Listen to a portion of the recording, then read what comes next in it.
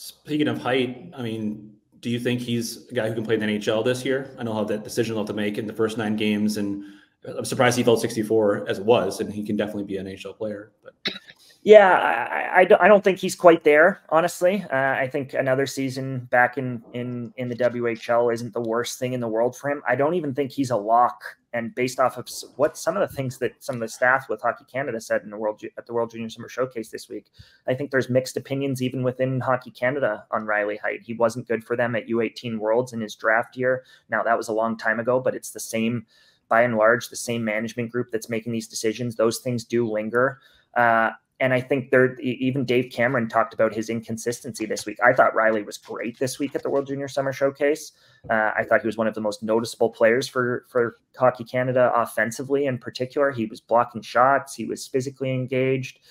He's got a little bit of a chip on his shoulder these days, I think, because folks at Hockey Canada and others don't view him maybe in the regard that someone like I do. I had him as a first-round player in his draft year. Obviously, he wasn't taken in the first round, but that's where I had him rated.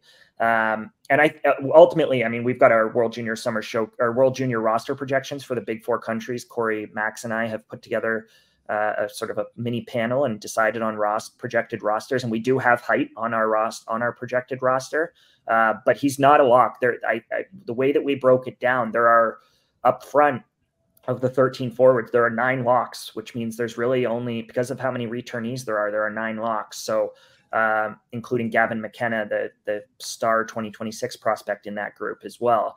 So that means there's really only 4 jobs to be won. And you start to look at the list. I mean, we've got T.J. Ginla off our roster. We've got Beckett Seneke off our roster. We've got Andrew Crystal, one of the leading scorers in the WHL the last 2 seasons, off our roster. And so could one of those guys make the team over Riley Heidt? Absolutely. There's going to be some big names left off this Canadian World Junior team. But at the end of the day, I still think Height's going to be on that team. And you go from there. I think you spend a year in the WHL. Hopefully he goes to the World Juniors and makes an impact for a deep Canada.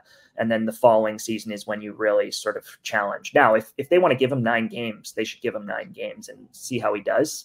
I mean, Boston did that with Matt Poitras last year, and then Matt Poitras stuck around all year, right? So those guys do have a way of figuring it out, and smart players, and Riley Heidt is an extremely smart player. Smart players can play with other good players, even if they're maybe not ready in other ways. So I wouldn't be surprised if he looked fine in 9 games and stuck around a little or that kind of thing, and then was lent out to the World Juniors and spent the second half in the WHL. That's often a path for some of those kids. So, but he'll be one to watch in training camp for sure.